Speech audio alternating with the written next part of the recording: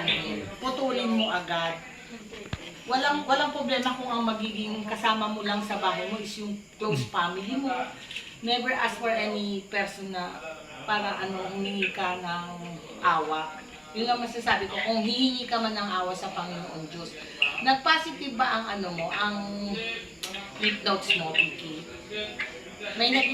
Yung lip notes sa kilikili, meron ka bang nag-positive doon?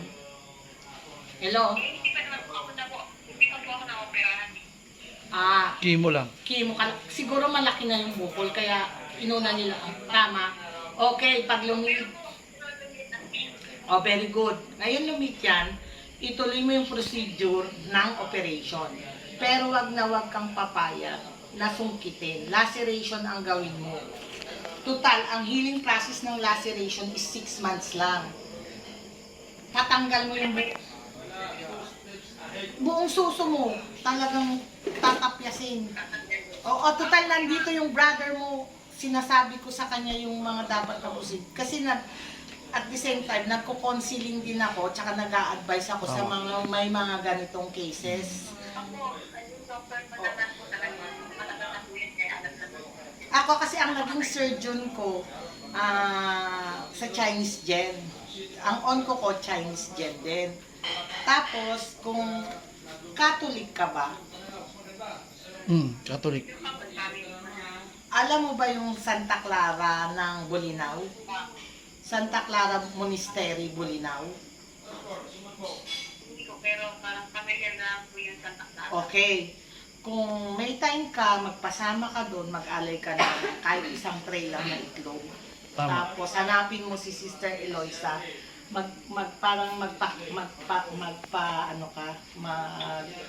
magpa-prayer ka sa kanya. Tama. Tapos hilingin mo yung kung anong gusto mong hilingin. Kasi nagpe-prayer intention sila for 9 days. Yun. Tsaka positive lang, Vicky, gagaling ka. Huwag kang mag-isip ng... basta wag mong wag mong entertainin yung mga taong nagbibigay sa akin nga, ang babastos ng iba, kaya tama, hindi ko sila entertain. Pinsan pa ng asawa ko.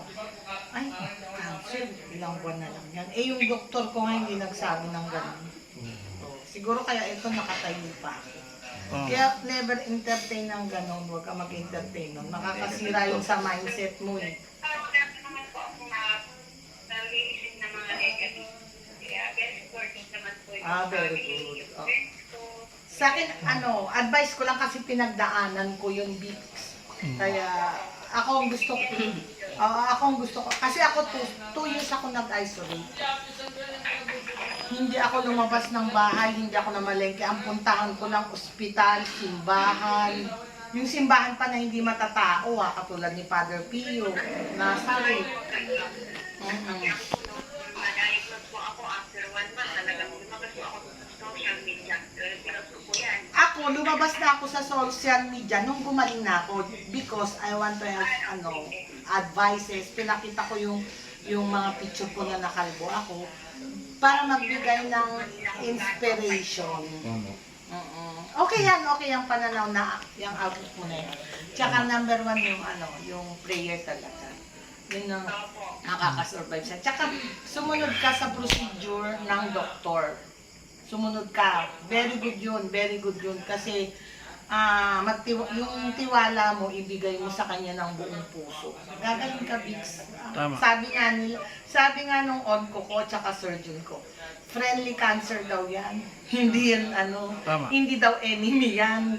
Correct. Kaya nataon na kung may ganun pala, nasa operating room ako Sabi niya, Cecil, huwag ka na mag-isip, friendly cancer yan. 2 years time na, makikita na naman kita sa media, post ka na naman ng post dyan. Sabi niya ganun.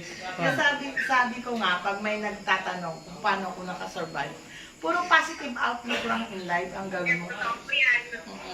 Kasi tatlong operation ako. Ang nilabanan ko, ngayon diabetic naman ako ngayon.